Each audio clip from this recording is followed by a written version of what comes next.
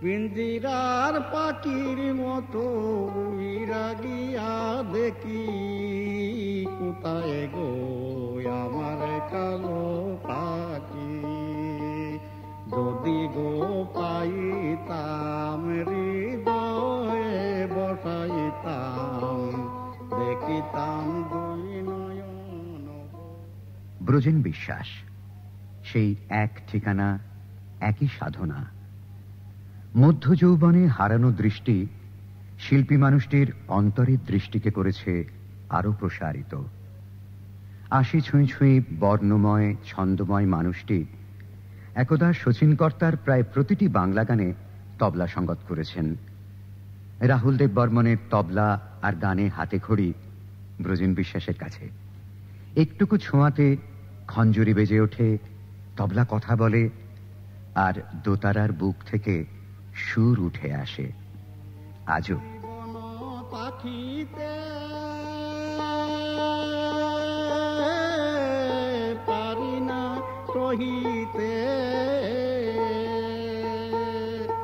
আমার মরণের আর কয়দিন আছে বাকি, কোথায় গো আমার কালো পাখি। ব্রজেনবাবু, আপনি কতদিন আগে থেকে গান বাজনা? আবার কি হলো তোমার? হ্যাঁ, তুমি কি আমাকে বইলা গেছো নাকি? যেমন কথা বলো তুমি আমার সঙ্গে, মেসমশাই বললা, তুমি বললে কথা বলো। তাহলে তাই বলি। আচ্ছা মেসমশাই শোনো, তোমাকে যে সামনে দেখছি যেন মনে হচ্ছে একজন সাধক মানুষকে দেখছি, একটা তীর্থক্ষেত্রে এসেছি। তোমার কাছে জানতে ইচ্ছে করে তোমার ছেলেবেলাকার কথা, যখন তুমি খুব ছোট। আমার ছেলেবেলা তো আর কিছু না, একমাত্র সঙ্গীতই অবলম্বন ছিল। ছোট সময় আমি খুব অল্প বয়সে চোখ হারাই, তা দেশে আমার বাবার কাছে আমি তবলা টবলা শিক্ষা করেছিলাম। দেশে, দেশ বলতে দেশ বলতে গেলে আমার দেশ হচ্ছে কুমিল্লা, মানে এখন যেটা বাংলাদেশ হয়ে গেছে। তো সেখানে কুমিল্লাটি কোন জায়গাটা? কুমিল্লাটা হচ্ছে ওইটা, মানে কুমিল্লার কোন জায়গাটা? কুমিল্লার কোন জায়গাটা? ব্রাহ্মণবাড়িয়ার সাব ডিভিশন। আচ্ছা আচ্ছা, ব্রাহ্মণবাড়িয়ার সাব ডিভিশন আমার বাড়ি। তা আমার বাবা ছিল আলাউদ্দিনের গুরু ভাই, আলাউদ্দিন খান, উস্তাদ আলাউদ্দিন খান। হ্যাঁ, উস্তাদ আলাউদ্দিনের গুরু ভাই। কাজে গান বাজনাটা আমাদের ঠাকুর দাদার আমল থেকে, আরো আগের থেকেও আমার প্রপিতামহর আমল থেকে গান বাজনা ওই আমাদের। তোমার মাও গান করতেন? আমার মাও খুব ভালো গান করতেন। তার মানে তোমার গান শেখা শুরু মায়ের কাছ থেকেই? গান তো মার কাছ থেকেই শুনছি, তার মানে শুনে কিছু শিখেছি। তারপরে আবার আমার বাবাও গান করতে পারতেন, আবার বাজাইতেও পারতেন। কি বাজাতেন? বাবা তবলা বাজাইতেন, আমার ঠাকুর দাদা বেহালা বাজাইতেন। এদের কাছ থেকে আমার সমস্ত গান টান শিখা বা অন্য যন্ত্র। তারপর তুমি তো দোতারা।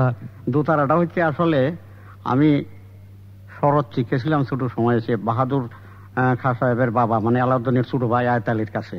আচ্ছা, শরৎ শিখেছিলাম। তো এখানে এসে তখন শরৎটার ইয়ে করে না, ওই দোতারাটার মধ্যে শরতের মতো রাগ রাগিনীও বাজাই, আবার পল্লীও বাজাই আর। হ্যাঁ, একদিন তোমার ওই সিঁড়িটির বাড়ি, টালিগঞ্জের সিঁড়িটির বাড়িতে তুমি আমাকে রাগ তিলক কামত শুনিয়েছিলে দোতারায়।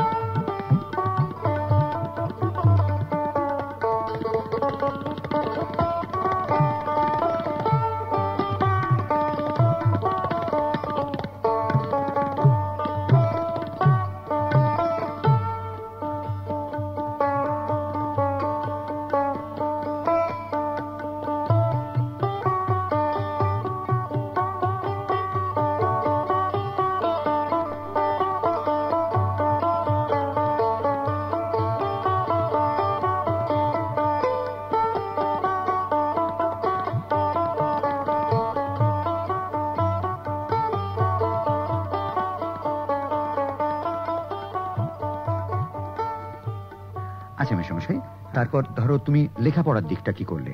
লেখাপড়ার দিকটা আমি মানে বেশি করতে পারিনি। তারপরে ব্লাইন্ড হয়ে যাওয়ার পরে আমি ওই ব্লাইন্ড স্কুলে আমাকে শিশির দাসগুপ্ত বলে ভদ্রলোক, ওখানকার headmaster, light house for the blind, উনি আমাকে ব্রেল সিস্টেমটা শিখিয়েছিল। তো এই ব্রেল সিস্টেমে আমি এখন সমস্ত পড়াশোনা করি, গীতাও পড়ি।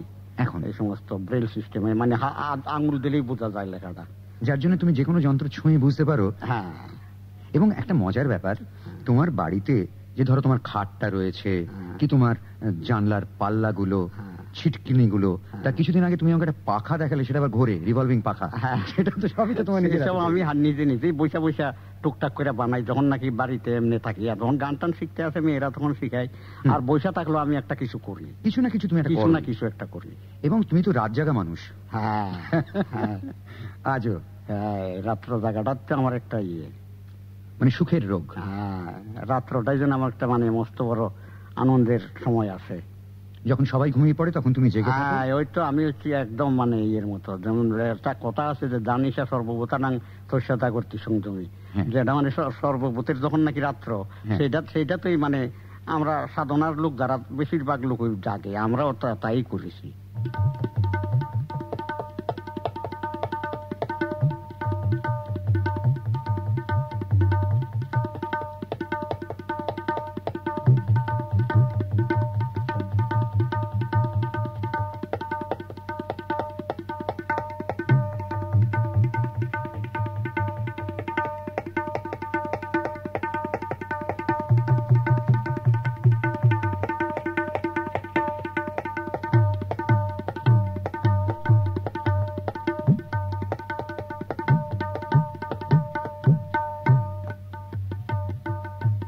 সাধনার কথা যখন উঠলো মেসমশাই, তোমার বাড়িতে ঢুকলি তো দেখা যায় শচীন কর্তার ছবি, শচীন কর্তার সঙ্গে তুমি, মায়ের শচীন কর্তার ছিপটুকু পর্যন্ত, তাই না?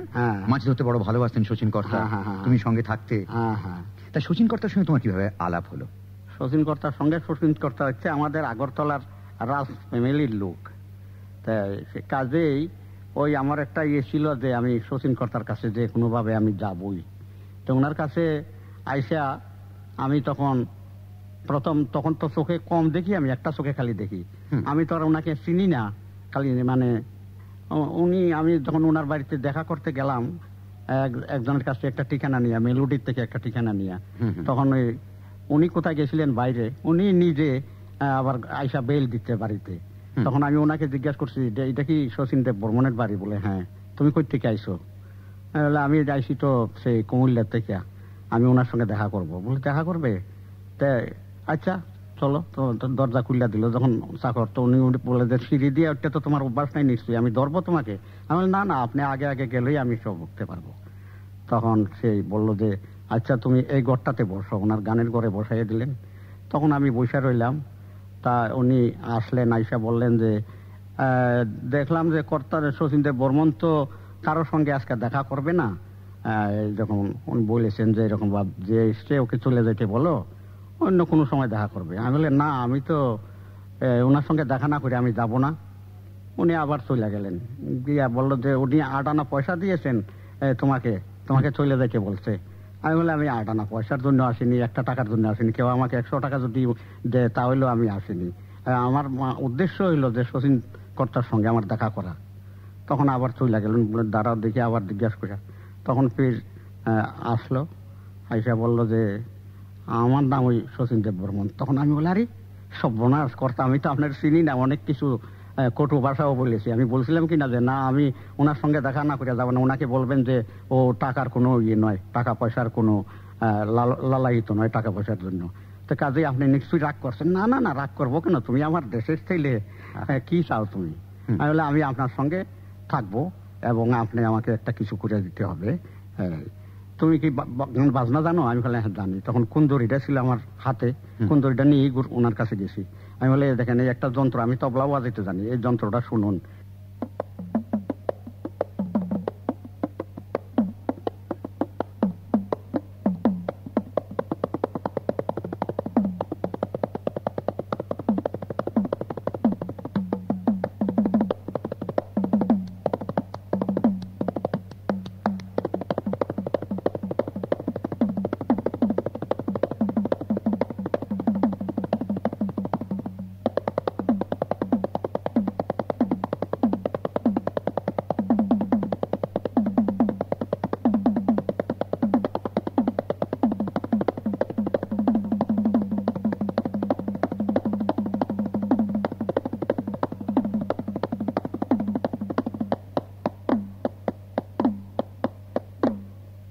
বলে আচ্ছা ঠিক আছে, তুমি এক কাজ করো, আজকেই তুমি যাইও ভারতলক্ষ্মী স্টুডিওতে।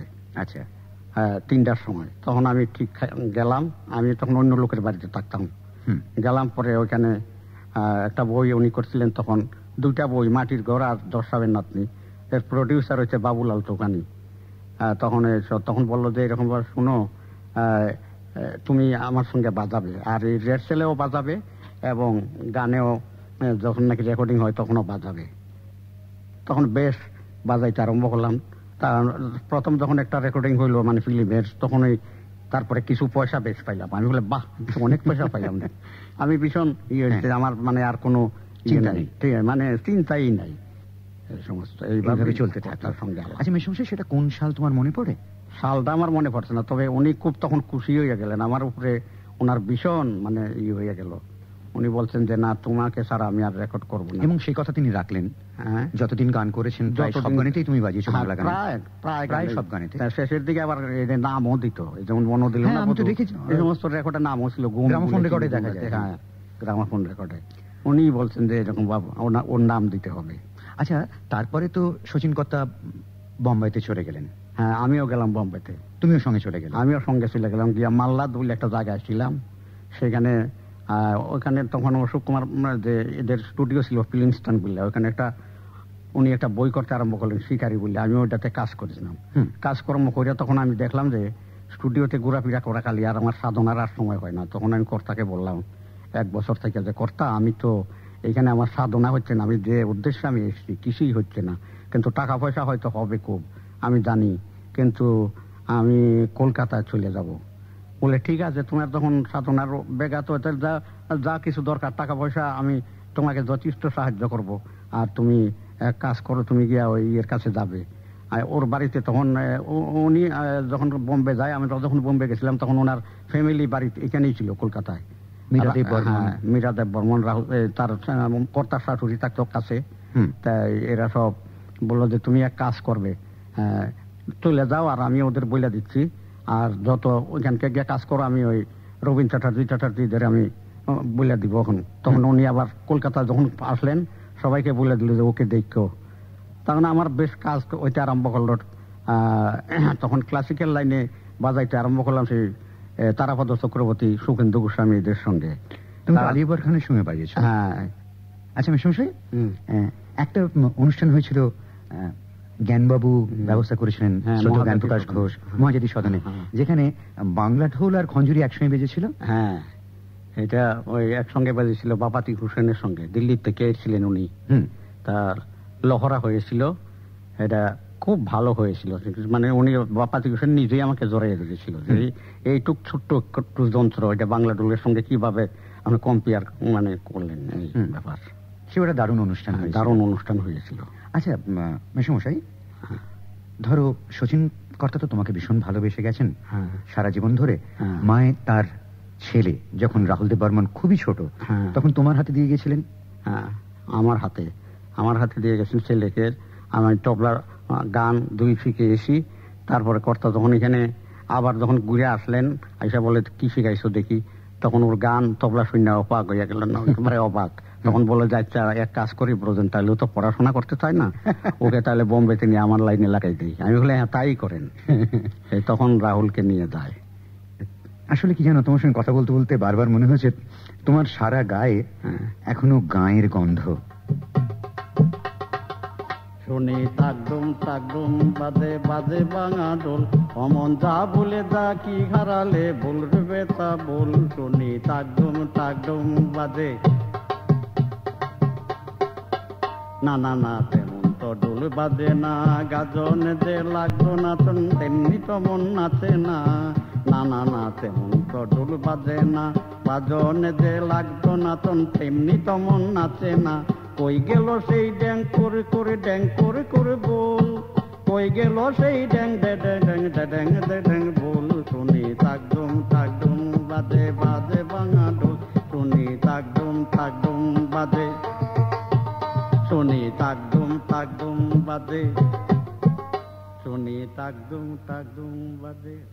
কর্তার যে তাকডুম তাকডুম বাজে, এই গানটার একটা ছোট্ট ইতিহাস আছে।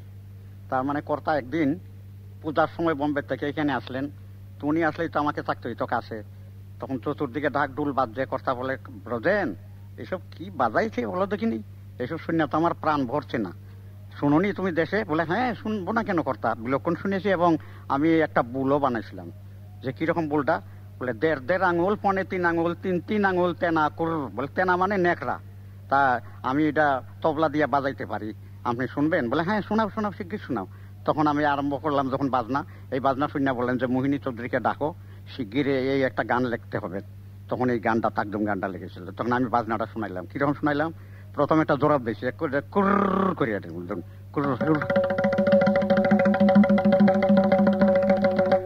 দেড় আঙ্গুল 3 আঙ্গুল 3 আঙ্গুল তেনা কুর, 1.5 আঙ্গুল 3 আঙ্গুল 3 আঙ্গুল তেনা কুর, 1.5 আঙ্গুল 3 আঙ্গুল 3 আঙ্গুল 3 আঙ্গুল 3 আঙ্গুল 3 আঙ্গুল 3 আঙ্গুল 1.5 আঙ্গুল 3 আঙ্গুল 3 আঙ্গুল।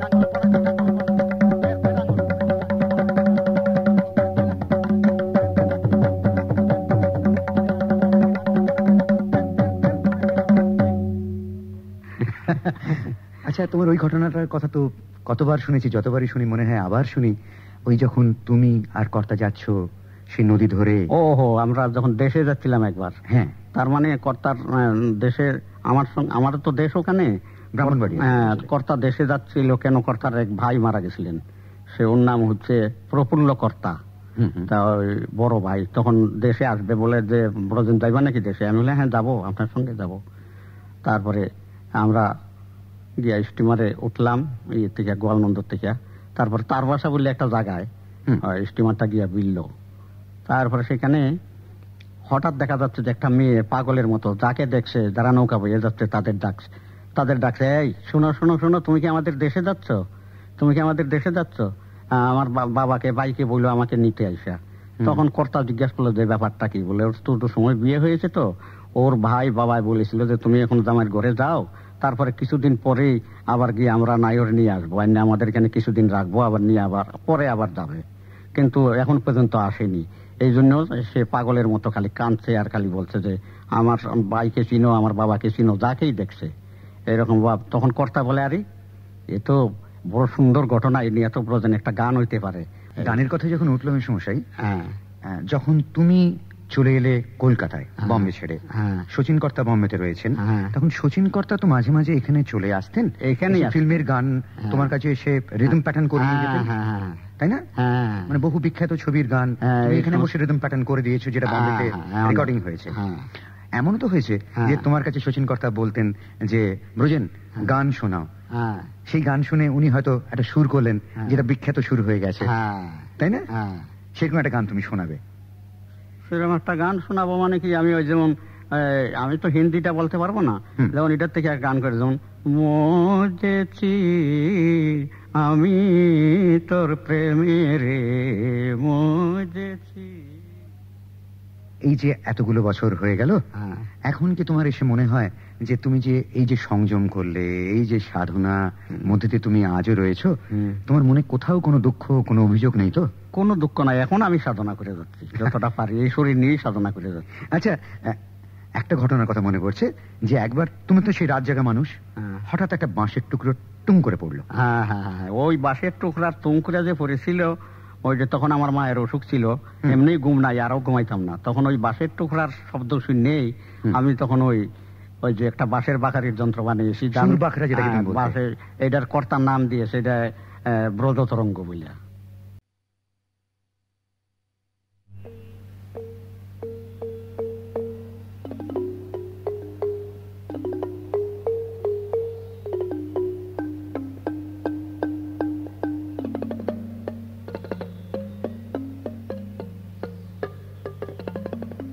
ব্রজতরঙ্গে মালকোষ।